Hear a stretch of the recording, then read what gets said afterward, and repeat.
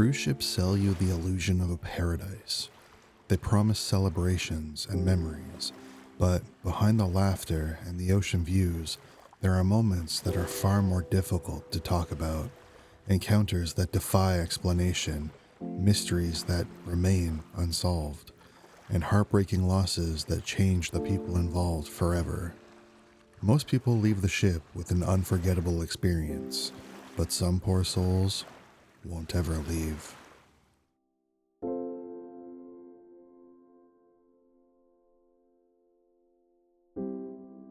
This next one is a pretty heavy and sensitive story involving the death of an 18-year-old young woman. At the time of recording this remains an active and ongoing investigation. All details included are verified and publicly available. Listener discretion is strongly advised on this one. Anna Kepner, an 18-year-old high school student and cheerleader from Titusville, Florida, died aboard the Carnival Horizon earlier this month while on a 6-day Caribbean cruise with her family. She was discovered inside her cabin on November 7th. Until recently, almost no details have been shared publicly, not even with the people that loved her the most. According to the individuals familiar with the discovery, Anna was found under deeply disturbing circumstances.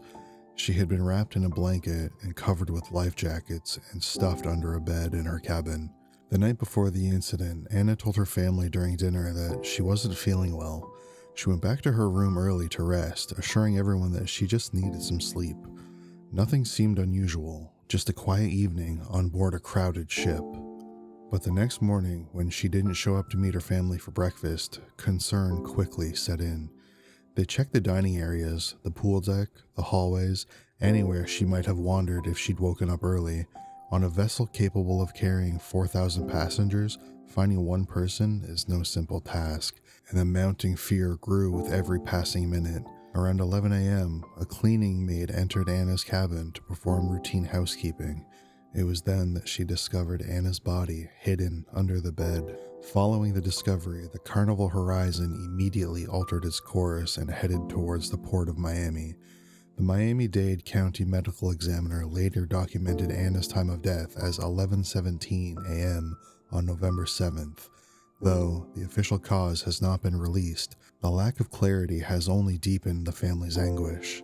Because the incident occurred on international waters, the FBI is leading up the investigation.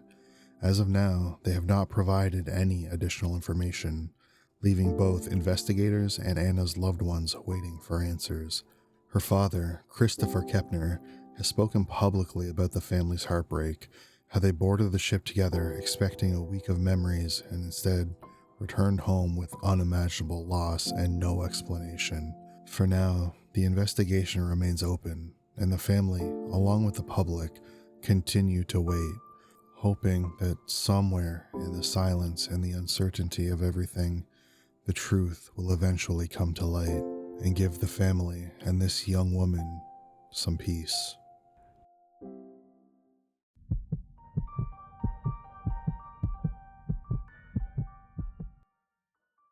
The disappearance of Rebecca Coriam. Rebecca was 24 years old, a cheerful, outgoing youth counselor from Chester, England, and a staff member aboard the Disney Wonder, one of Disney's massive cruise liners. She had been working at sea for several months, traveling the world, making friends among the crew, and caring for the children on board. To everyone who knew her, Rebecca loved her job. But on March 22nd, 2011, in the early hours of the morning, something happened and it still hasn't been explained.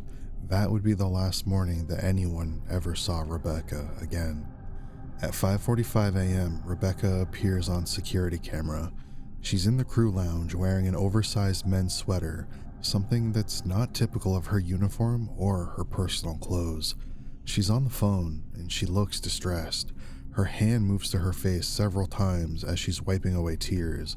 A security officer enters, approaches her, and asks her if she's okay. Rebecca answers, "Yeah, fine." Then she hangs up the phone and walks out of frame. And that's the last confirmed sighting of her alive. She never arrives for her shift. Rebecca was scheduled to begin work that morning. She didn't show up. That was unusual. Crew members say Rebecca was always on time, always responsible. When she still hadn't arrived after several minutes, staff went looking for her. They checked her cabin, no sign of her. Her bed looked untouched. Her keycard hadn't been used. Her uniform for the day wasn't in the laundry. Her belongings were still neatly arranged. It was as if she had simply vanished. So, the search begins. The ship was traveling off the coast of Mexico on its way to Cabo San Lucas. Once Rebecca was reported missing, an emergency search was launched. Crew members combed every deck. Lifeboats were checked. The ocean was scanned. Nothing. For a ship that size, with thousands of passengers and hundreds of staff, it was unthinkable that someone could disappear without a trace. But that's exactly what happened. The crew line suggested one possibility, the wave theory, that Rebecca had been washed overboard by a rogue wave. But crew members were quick to point out that the weather was calm, the decks were secure, and Rebecca had been last seen inside the ship on an interior crew area. No eyewitnesses, no alarms, no evidence that she ever went overboard. As for her family, they never accepted the wave explanation, and it still remains heavily disputed. Now, some strange details about the case that raise some questions. After Rebecca disappeared, crew members were asked if they had noticed anything unusual. Some recalled tension between certain staff members the night before. Others mentioned personal struggles Rebecca may have been dealing with, but nothing concrete ever emerged. Even stranger, the oversized sweater that Rebecca was wearing in the CCTV footage was never publicly identified. Disney stated that it belonged to Rebecca, although friends of Rebecca insisted that it did not. Her last phone call, the one where she seemed upset, was never publicly described in detail. Who she called or what was said has never been released. Disney flew Rebecca's parents to meet the ship when it docked. They expected to sit down with investigators, view the full CCTV footage, and get clear answers. Instead, they were being shown a short, edited clip, the same footage that was already released to the public. They were told that Rebecca likely went overboard, but when they inspected the rails and the surrounding areas, nothing suggested that an incident had happened there. They were also told about a pair of flip-flops. They were found near a crew pool and insisted that they had belonged to Rebecca. Her family said that they didn't. The shoes were the wrong size, so we have an open case with no resolution.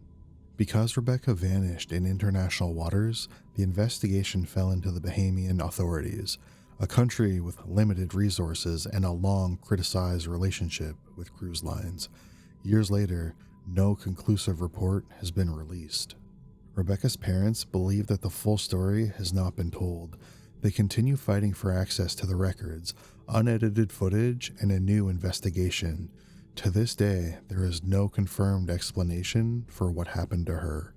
No body, no final message, no closure. Just a young woman who walked down a hallway and never came back. So, what do you think? Do you think it was an accident? Or do you think it's just a multi-billion-dollar corporation trying to save their family-friendly image?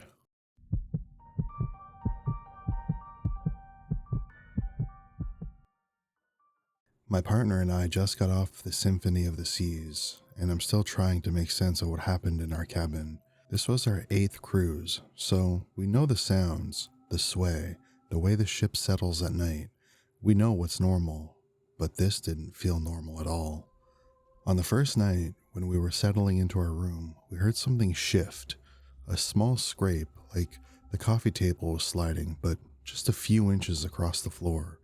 After a brief pause, we both brushed it off, told ourselves that it was just the ship adjusting, and for a while, we left it at that.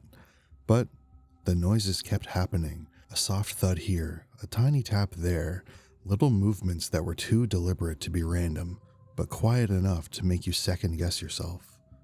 This would continue all throughout the first night and the second, but on the third night, that's when everything changed.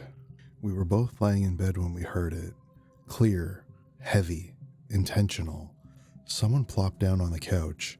Not a creak, Not a shift from the waves, an actual sit down. Our eyes were locked on each other, waiting for something to happen, waiting for footsteps or breathing or something to follow. But nothing did.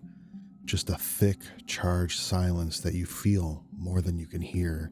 And then things started moving. At first, I thought my partner was messing with me. Cabins are small, things get nudged, it happens. But then it started happening when I was alone. I left my hat on the bed, went to the washroom for maybe 30 seconds. When I came back out, it was hanging on the washroom door handle. Not dropped, not fallen, placed. And that wasn't the only time. Our key card, a charger, a shirt that ended up neatly folded on the chair when I know that I left it on the floor. It's always subtle, always quiet, always when neither of us are looking. But the really strange thing is, none of it felt threatening, just observed. Like we were sharing the cabin with something that had been there long before us. We didn't say anything to the staff, didn't try anything dramatic. We just finished the trip and pretended it was all the ship. But after 8 cruises, you know what's normal movement and what isn't. And whatever this was, wasn't. If anyone has had anything similar happen, especially on Symphony or one of the Oasis class ships, I'd honestly love to hear it. I'm still trying to figure out if we just had a strange week, or if there's something about being alone in the middle of the ocean that makes things shift in ways that we don't fully understand.